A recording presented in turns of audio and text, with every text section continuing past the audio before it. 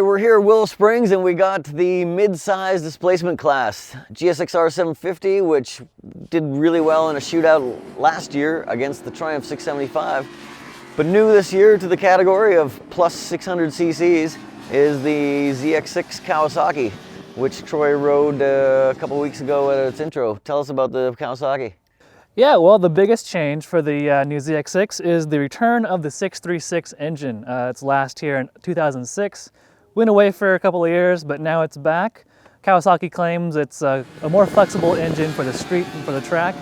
And at the intro I went to, it was definitely noticeable, the power difference. But then you've got power modes, traction control, new suspension, just a whole bunch of cool stuff that should make this a really worthy contender in this class.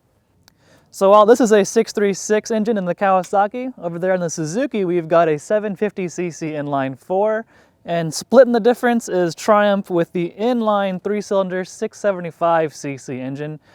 Really fun engine, really torquey, really powerful, but all three of these engines are kind of this oddball displacement, so it's going to be a real test to see which one really stands out. I think we proved once again that it doesn't matter what bike you're on, the better rider is going to end up at the finish line first. Troy, the way you go through turn 8, we can't quite touch that. But on the straightaways, which bike is the winner? I mean, clearly the 750 just walks away from the both of us. I mean, it's a no-brainer.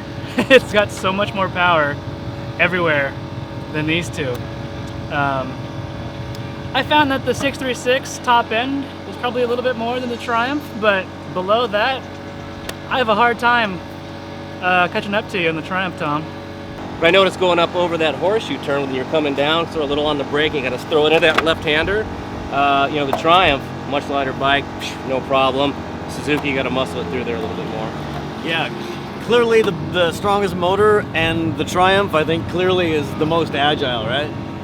Which is appropriate Absolutely. because the 636 falls right in the middle. Yeah. Like almost dead center in the middle between these two bikes. So the 2013 Ninja Zx6 has a host of new features.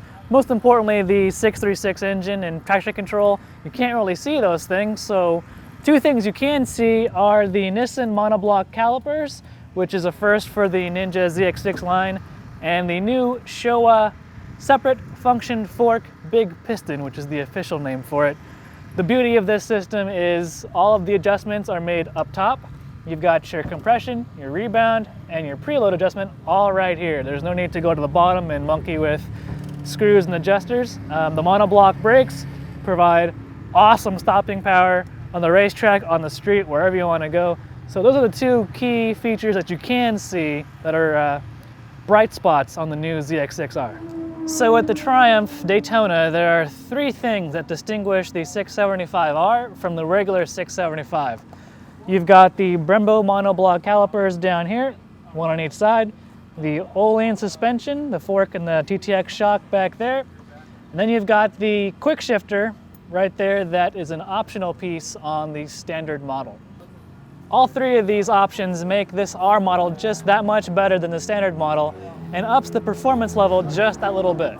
Up front on the Suzuki Gsxr 750, we've got 43mm upside down, fully adjustable Showa big piston forks.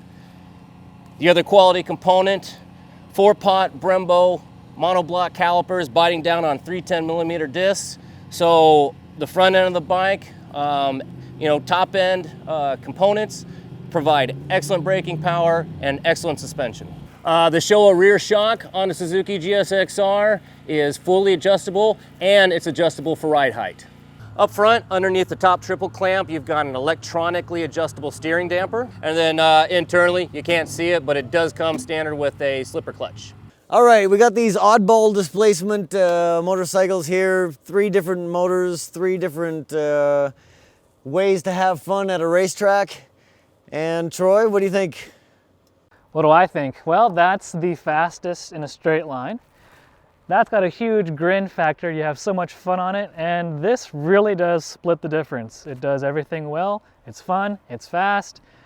Man, it's hard to pick just one. I gotta go with Troy. I mean, as far as the track component of this test, we still got some street riding to do, but You know, the Triumph was fantastic. I mean, and it's lightweight and maneuverability. I had a lot of fun, you know, going through the corners. You know, Suzuki is a little bit more to handle, and of course it's got a little bit more horsepower, so you've got to be a little bit more kind of, you know, spot on in your process. The Kawasaki, man, it just, you know, made me giggle. We get out there and it just didn't matter if I came in on the wrong line, if I missed a braking marker, that thing just sucked it up and went right ahead. So we've had a really fun day on the track with all three of these bikes. Now let's go on the street and see how they do. All right, we finished a great day at Willow Springs on these bikes, and we got to take them to the street to see what they're really like for the majority of users. Got kind of an oddball comparo, 636 Kawasaki, Gsxr 750, and a Triumph 675R. They're pretty different machines, but they're all priced within $1,000, so they kind of fit into our loose class. What we're really expecting out here on the street is for these different bikes to really show their personalities different than from what they did on the track. You know, we're not going balls out like you can on a track. You've got to take different circumstances into consideration. And between the power deliveries, you know, and the engine configurations, and the displacement differences, we should see some real differences in these three motorcycles. I took the freeway on the 675R here, and I noticed how low its bars are. The bar ends are almost at knee height, and that makes it the lowest bar position of the group. It's not really much of a stretch to the bars, but they are low, and that adds to its discomfort for long street miles. I was following Kevin when he was on the Triumph Daytona, and I was on the Suzuki, and I noticed on these canyon roads, these second gear roads, that he was being able to outpace me, which I thought was strange because I'm on the bike with more displacement, more horsepower, and then we swapped, and what I found out is that being on the 3-cylinder, you're more in the power band of the engine, and it was easier for me to hold a quicker pace than on the smaller bike than on the Suzuki with more power. I agree with Tom. I found the Daytona to be far more nimble and responsive on these tight canyon roads than either of these 4-cylinder bikes.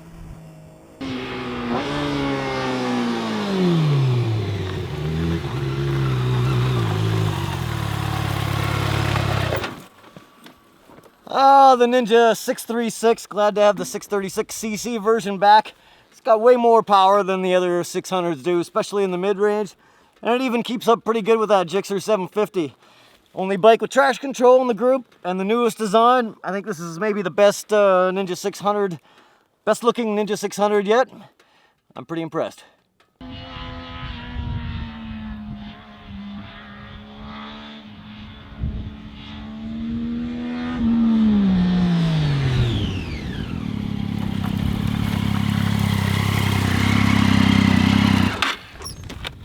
Triumph 675R, light, nimble, maybe not quite as good a package as the Kawasaki's chassis, but it has one of the best streetable engines of the group. So as we expected coming in, these bikes, although they're in roughly the same price category, they all have distinct personalities. Triumph stands out for its great little engine and its super agile chassis. Kawasaki brings traction control to the class. None of these other bikes have it.